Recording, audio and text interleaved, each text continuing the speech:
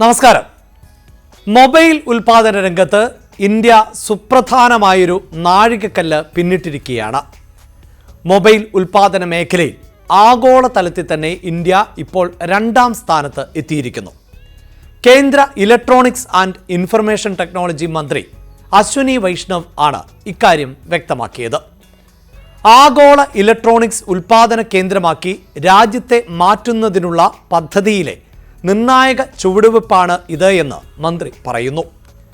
2014-2015 സാമ്പത്തിക വർഷത്തിൽ വെറും 2 മൊബൈൽ നിർമ്മാണ യൂണിറ്റുകൾ ആയിരുന്നു രാജ്യത്ത് ഉണ്ടായിരുന്നത്.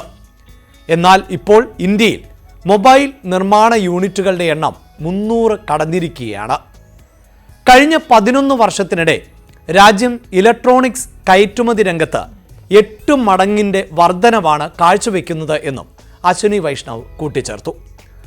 പ്രൊഡക്ഷൻ ലിങ്ക്ഡ് ഇൻവെസ്റ്റീവ് സ്കീമിൽ നിന്നുള്ള നയപരമായ പിന്തുണയാണ് ഈ മുന്നേറ്റത്തിന് കാരണമെന്നും മന്ത്രി പറയുന്നു.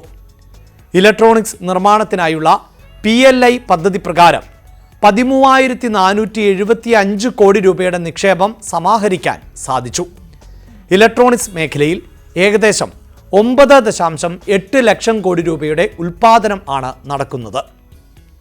നിർമ്മാണം, തൊഴിൽ അവസരങ്ങൾ, കയറ്റുമതി എന്നിവയിൽ വലിയ കുതിപ്പിനാണ് രാജ്യം സാക്ഷ്യം വഹിച്ചുകൊണ്ടിരിക്കുന്നത് എന്നുകൂടിയാണ് മന്ത്രി പറഞ്ഞത്.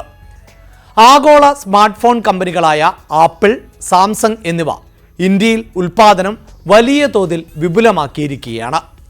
ഈ കമ്പനികളുടെ സ്മാർട്ട് ഫോണുകൾക്കുള്ള ഘടകങ്ങളുടെ നിർമ്മാണവും കൂടുതലായി നടക്കുന്നു.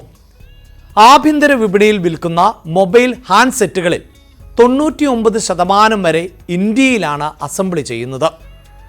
0.18 ലക്ഷം കോടി രൂപയുടെ മൊബൈൽ ഫോണുകൾ ആണ് രാജ്യത്ത് നേരത്തെ ഉൽപ്പാദിപ്പിച്ചിരുന്നത്. എന്നാൽ ഇപ്പോൾ അത് 5.5 ലക്ഷം കോടിയിലേക്ക് ഉയർന്നിരിക്കുന്നു.